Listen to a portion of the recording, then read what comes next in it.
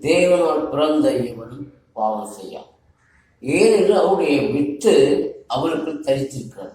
அவன் தேவனால் பிறந்தவனால் பாவம் செய்ய மாட்டான். ஒரு மனுஷன் பாவம் செய்யாமல் இருக்க வேண்டும் என்றால் நம் மனுஷனால முடியாது, எந்த மனுஷனாலும் முடியாது. ஏனென்றால் ஆண்டவராகிய இயேசு கிறிஸ்து ஒருவர் மாத்திரம்தான் பாவம் இல்லாத சுத்தக்கன். இந்த பாவம் இல்லாத சுத்தக்கனாகி ஆண்டவராகிய இயேசு கிறிஸ்து மாத்திரம்தான் நமக்குள் வாசமானால் அவர் நம்மை ஆளுகை செய்வார். அவர் ஆளுகிற இந்த சரீரத்திலே அவர் நமக்கு என்ன செய்வாரு? சாத்தானுடைய கிரியைகளை அழிப்பார். இப்போ தேவன் இந்த புலமையில வந்த நோக்கம் என்னவென்றால் பிசாசின் கிரியைகளை அழிக்கும்படிக்கே. பிசாசான் கொண்டு வர எல்லா தந்திரங்களையும் பிசாசுடைய எல்லா கிரியைகளையும் அழிப்பதற்காக பிதாவான தேவன் தன்னுடைய குமாரனை நமக்காக பூமியிலே அனுப்பி தந்தார். எதற்காக? நாம் நமக்குள்ளே வாசம் பண்ணி அவருடைய வல்லமையினாலே, அவருடைய ஞானத்தினாலே, அவருடைய கிருபையினாலே இந்த உலகத்தை ஜெயிப்பதற்காக. ஆக ஆண்டவருடைய இயேசு கிறிஸ்து நமக்கு கற்றுக் கொடுக்கும்படியாக பிதாவான தேவன் குமாரனை அனுப்புகிறார். அப்ப ஆண்டவர் சொன்னார், ஒருவன் ஜனத்தினாலும் ஆவியினாலும் பிறவாவிட்டால் அவன் தேவனுடைய ராஜ்யத்தை பிரவேசிக்க முடியாது. அருமையான தேவர்களே, நாம் பாவம் செய்யாமல் இருக்க வேண்டும் என்றால் பரிசுத்த தேவனை மாத்திரம் தரித்துக் கொள்ள வேண்டும். ஆகவே வேதம் என்ன சொல்வது? அவருடைய வித்து ஆகிய இயேசு கிறிஸ்து, வார்த்தையான தேவன். வார்த்தையான தேவனை நாம் இதயத்து சுமந்து அந்த வார்த்தையை கொண்டு அநேக மக்களை என்ன செய்ய முடியும்? உருவாக்க முடியும்.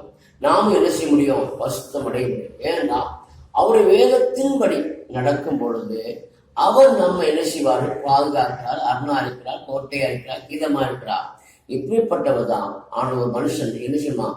மறுபிறப்பு அடைய வேண்டும். ஒன்று என்ன செய்யணும்? மறுபிறப்பு அடைய வேண்டும். இரண்டாவது அவரை நிலைத்திருக்க வேண்டும். மூன்றாவது அவருடைய நோக்கத்தை நிறைவேற்ற வேண்டும். நாலாவது அவருடைய அதிகாரத்தை செயல்படுத்த வேண்டும்.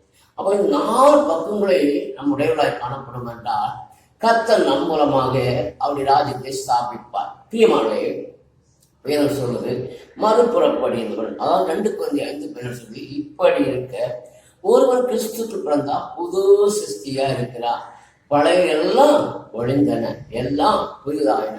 அப்ப பழைய சுவாபங்கள், பழைய ஜென்மங்கள், பழைய காரியங்கள், பழைய ஜாதிகள், பழைய மதங்கள், பழைய குலங்கள், பழைய பட்ட படிப்பு, பதவி பிரமாணம், சொத்து பிரமாணம் எல்லாத்தையும் என்ன செய்யணும்?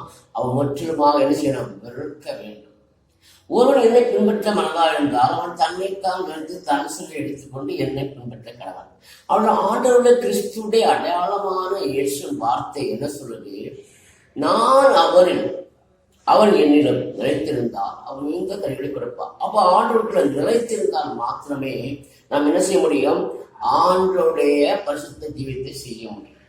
அப்போ வேதம் சொல்றது பாருங்க, என்னை அறிந்தவர்களுள்ளே பாருங்க, ஒரு மனுஷன் எங்க படுறாங்க? என்னை அறிந்தவர்களே, ராகாப்பையும் பாபிலோனையும் குறித்து பேசுவேன். இதோ பரிசுத்தரிலும் எத்தியோப்பியர் கூட இன்னான் அங்கே பண்ணலாம், இன்னான் அங்கே பண்ணலாம். இன்னான் என்ன யாரு? என்னான்னா ஒரு காலத்தில் நல்ல குடிகாரனாக, வேசித்தனம் பண்ணனாக, கொள்ளையடிக்கிறவனாக, மாந்திரம் பண்ணனாக, எல்லாவற்றுக்கும் தேர்ந்து அகரிஷ்டம் செய்தவன் தான். அவனை நெருக்கடி சூழ்நிலை ஒன்று வரும். அந்த வேளையிலே இயேசு கிறிஸ்து அவனை சந்திக்கும் பொழுது அந்த இயேசுவை தன் இரட்சகராய் ஏற்றுக்கொண்டு அவரை நம்பி வரும் பொழுது அவன் என்ன செய்யணுமா? அவன் பழைய சுவாபம் ஆட வேண்டும் என்றா அவன் என்ன செய்யணும்? இயேசுவோடு உடன்படிக்கை பண்ண வேண்டும். உடன்படிக்கை மட்டும் பண்ண போதாது, என்ன செய்யணும்? அவருடைய அபிஷேகத்தை வல்லமை பெற்றுக்கொள்ள வேண்டும். அவைத்தான் ஒரு ஜலத்தினாலும் ஆவியினாலும் பிரபாவிட்டால் அவன் தேவ ராஜ்யத்துக்குள்ள பிரவேசிக்க முடியாது என்று கற்றுக் கொடுக்கலாம். அப்போ ஆண்டு சொல்லாரு, சீயோனை குறித்து என்னால் அதை பிறந்தார் என்றும் சொல்லப்படும். உன்னத தாமே அதை சிறப்படுத்துவார். கர்த்தர் ஜனங்களை பெயரெடுத்தும் போதே என்னால் அதிலே பிறந்தார் என்றும் செயல்படும். உன்னதமான தாமே அதை சிறப்படுத்துவார். அப்ப என்னால், அப்போ ஒரு காலத்துல அவன் எப்படிப்பட்டவனா இருக்கிறான், எப்படிப்பட்டவனையும் ஆண்டவருக்குள் வரும்பொழுது அவர் என்ன செய்வாரு? அவருடைய வார்த்தை மூலமாக, அவருடைய பரிசுத்த வார்த்தை மூலமாக, அவருடைய ஆவியினாலே என்ன செய்வார்? நடத்தப்படும் பொழுது அவனுடைய பலவீனங்கள் எல்லாம், அந்த உலக காரியங்கள் எல்லாம், உலகத்துக்கு நேரான உள்ள செயல்பாடுகள் எல்லாம் சிவார்கள் அவனை படிப்படியாக மாற்றி அவனை அவருடைய ராஜ்யத்துக்கு நேராக நடத்துவார். அவைத்தான் அருமையை சொல்றது சோத்ரான் 1 யோவான் 2ஆம் அதிகாரத்திலே 6ஆம் நிலைத்திருக்க வேண்டும் என்று சொல்றது. அவர் நிலைத்திருக்கிற எவனும் பாவம் செய்கிறதில்லை. அவர் நிலைத்திருக்கிற எவனும் பாவம் செய்கிறதில்லை. பாவம் செய்கிற எவனும் அவரை காணவும் இல்லை, அவரை அறியவில்லை. அன்பார்ந்தை ஆண்டவருடைய வார்த்தையோடு அருமை சொல்லி அவரும் நிலைத்திருக்க வேண்டும். அப்போ அவரும் நிலைத்திருக்க வேண்டும் என்றா ஆண்டவர் சொல்றார், சோதரம் என்ன நிலைத்திருங்கள், நானும் உங்களுக்கு நிலைத்திருப்பேன். யோவான் 15 அதிகாரத்திலே 4 படிக்கும் போது என்ன நிலைத்திருங்கள், நானும் உங்களுக்கு நிலைத்திருப்பேன். கொடியான திராட்சை செடியில் நிலைத்திராவிட்டால் அது தானாய் கனி கொடுக்க மாட்டாது போல நீங்கள் என்ன நிலைத்திராவிட்டால் கனி கொடுக்க மாட்டேன். அப்ப ஆண்டவர் சொல்றாரு, நீங்களாம் கொடிகள், நான் செடி. இயேசு என்ற செடியிலே நாம் இன்று கொடியாய் பழக வேண்டும். அப்ப செடி கொடியோடு இணைந்தா மாத்திரம்தான் என்ன செய்ய முடியும், கனி கொடுக்க முடியும். ஆவித்த பேசு நானே திராட்சை செடி, நீங்கள் கொடிகள். ஒரு மீண்டும் நான் அவன் நினைத்திருந்தால் அவன் மிகுந்த கனி கொடுப்பான். என்ன எல்லாமே உங்களால் ஒன்று செய்ய கூடாது. இங்க என்ன சொல்றாரு, அவரால் எல்லாமே அவருடைய பரிசுத்தம் இல்லாம, அவருடைய பரிசுத்தம் இல்லாம நம்ம என்ன செய்ய முடியாது, கனி கொடுக்க மாட்டார். அப்ப கனி கொடுக்க வேண்டும் என்றா நான் அவரோடு இணைந்திருக்கணும். 2 கையும் ஒரு இணைந்தாதான் என்ன செய்ய முடியும், அவருடைய நாமத்தை உயர்த்த முடியும், அவருடைய தேவன் வணங்க முடியும். ஒரு கையில் போட்ட என்ன செய்யாது, அது மயக்கப்படாது. அவருக்கு அந்த தேவனும் இயேசு கிறிஸ்துவோடு அவர் கற்றுக் கொடுத்த வழியிலே நாமும் என்ன செய்ய இணைந்து கொள்ள வேண்டும். நம்மளுடைய வலது கை, நம்முடைய இடது கை என்ன செய்யணும், நம்மளை இணைந்து செயல்படும் பொழுது கர்த்தர் பிதாவுடைய ராஜ்யத்தை என்ன செய்கிறாரு, நிறைவேற்றுகிறார். அல்லேலூயா. ஒரு எண்ணெய் நிறுத்தாவிட்டால் அப்படியே பார்த்து பாருங்க, நீங்கள் என்னிடம் என் வார்த்தை உங்களை நினைத்திருந்தால் நீங்கள் கேட்டுக்கொள்ள எதுவோ அது உங்களுக்கு சொல்லப்படும். ஆனால் நீங்கள் மீந்தங்களை கொடுப்பதனால் என் பிதா மயவிடுவார், எனக்கு சீசனாயிருப்பீர்கள். அருமையான தேவனிலே இந்த நாட்களிலே நாம் கனி கொடுக்கிற மரமாய் மாறானதற்கு தான் தேவன் நம்மை தேடி என்ன செய்வார், கற்றுக் கொடுக்கும்படியாக, நம்மளை போல பாடம் நடத்தும்படியாக, நமக்கு கற்றுத்தரும்படியாக அவர் உலகத்தில் என்ன செய்வாரு, கூட்டங்களை சுகமாக்கினார், விதைகளை அற்புதம் செய்தார். என்ன செய்யறாரு, நிறைய அற்புதங்களை செய்கிறார். ஏன் செய்யறாரு, அவர் இங்கு வந்துதான் செய்யணும் அவசியம், அவர் பூமியில் இறங்கி வந்துதான் செய்யணும் அவசியம் இல்லை. அவர் பரலோகத்தில் இருந்தாலே அவர் சொல்ல ஆகும் கட்டளைதான். ஆனா தேவன் யாருன்னு அறிந்து கொள்ள வேண்டுமே, அதற்குத்தான் நம்மளை போல பாடுள்ள மனுஷனாக நானே முன்னேற்றம் இறங்கி வந்த ஜீவாப்பம் அன்றைய இயேசு யாரு, ஜீவாப்பமாக அவர் வார்த்தையான அப்பம். அவர் ஜீவாப்பம் நமக்கு விட்டு தருவ தேவனாக, தன்னுடைய சரீரத்தை விட்டு கொடுக்க வந்த தேவனாக இருக்கிறார். அருமையான தேவன், இந்த நாட்களில் நீங்கள் என்ன செய்ய வேண்டும், கனி கொடுக்கிற மரமாக என்ன செய்ய வாழ வேண்டும். கனி கொடுப்பது எப்படி என்றால், நம்முடைய பணத்தை போட்டு என்ன செய்யணும், அநேக அழிந்து ஜனங்களுக்கு என்ன செய்யணும், அந்த சத்தியத்தை, வார்த்தையை அன்பாக, பண்பாக, பரிசுத்தோடு, நீதியோடு என்ன செய்யணும் சொல்ல வேண்டும். கண்ட சகோதரத்தை அன்பு கூறாது, காணாதீர்கள் என்ன செய்ய முடியாது, அன்பு கூற முடியாது. அப்போ நம்முடைய வாழ்க்கையை காண்கிற ஜனத்தை என்ன செய்யணும், நமக்கு சாதாரண கொடுத்துக்கிறார்.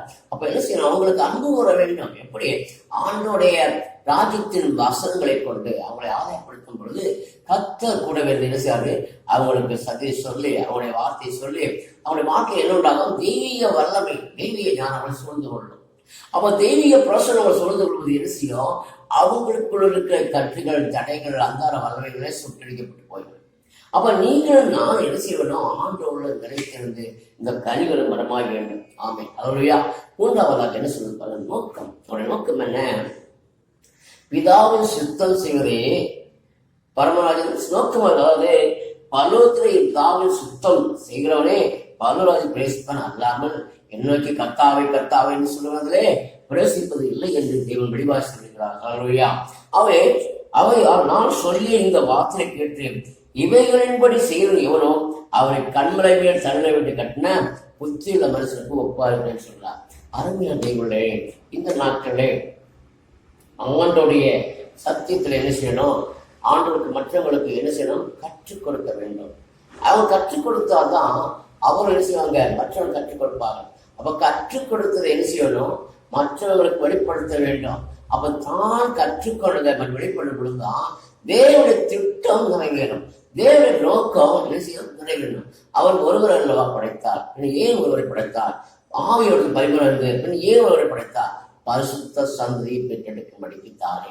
பரிசுத்த சந்தையை பெற வேண்டும் என்றால் இயேசுவோடு நிலைத்திருந்து நல்ல கனிதரும் மரமாய் மாறும் என்றார். கர்த்தர் அவருடைய நோக்கத்தை என்ன செய்வாரு? நிறைவேற்றுவார். அவ அந்த நோக்கம் என்ன? ஒரு மனுஷன் என்ன செய்யக்கூடாது? கெட்டு போகக்கூடாது. அப்ப எல்லா மனுஷனும் நித்தியராஜ்யம் பகவானா? இல்லை. ஏன் இல்லை?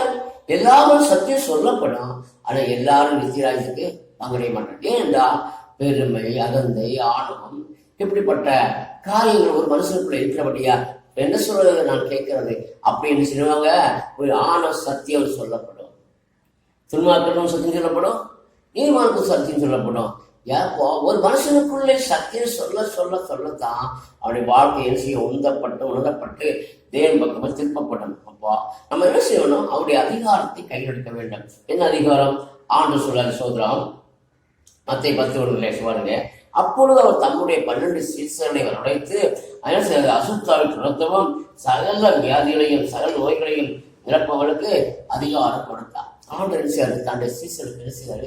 கற்றுக் கொடுத்த நீங்கள் செய்யுங்க, நீங்க செய்யுங்க. அவன் நீங்க செய்யுங்க, புறப்பட்டு போய் சகல ஜனங்கள் சொல்லுவார் பாருங்க.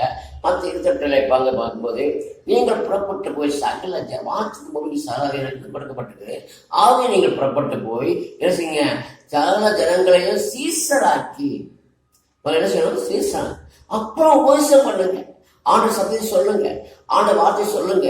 என்ன செய்யணும்? முதல்ல சீரனாக்க வேண்டும். அப்போ என்றைக்கும் சீரனாவான் காலம்புள்ள விசுவாசியா இருந்து என்ன பிரயோஜனம்? ஆண்டோடைய சீசனாய் மாறினா தானே அவருக்கு ஏதாவது லாபம் கிடைக்கும், அவருக்கு ஏதாவது ஆத்மா பாரம் உண்டாகும். ஒவ்வொரு மனுஷனும் ஆத்ம பாரம் உண்டாகும். அப்படிதான் அவர் அவருடைய ஆவியை ஊற்றினார். மாம்சமான யாருடைய ஆவி தேவன் இந்த நாட்களில் உங்கள் மூலமாக என் மூலமாக இந்த உலகம் அழிந்து போக்கு முன்பாக, இந்த உலகத்துடைய ஜனங்களை மடிந்து போக்கு முன்பாக அவர்கள் என்ன சொல்லியாக வேண்டும்? ஆண்டுடைய சத்தியம் சொல்லியே ஆக வேண்டும். அப்ப இது யார் வந்த கடமை? அவருடைய அபிஷேகத்தை பெற்ற சீசனாகிய நீங்களும் நானும் தான் இதை செய்யும்படியாக ஆண்டு கொடுத்துக்கிறார். ஒவ்வொரு காலகட்டங்களிலே ஒவ்வொரு மனுஷன் ஆண்டு ஏற்படுத்துகிறார். எதற்காக ஏற்படுத்துகிறார்? அவருடைய ராஜ்யத்தை ஸ்தாபிக்கிறதுக்காக. அவர் இந்த நாட்களில் யூடியூப் பார்க்கிற அருமையான தேவ பிள்ளைகளை இந்த நாளில் அவருடைய வல்லமையை தரித்தவர்களாக, அவருடைய வார்த்தையை சுமந்தவர்களாக, அவர் ஜீவத்தாகி இயேசுவை சுமந்து கொண்டு என்ன செய்யணும்?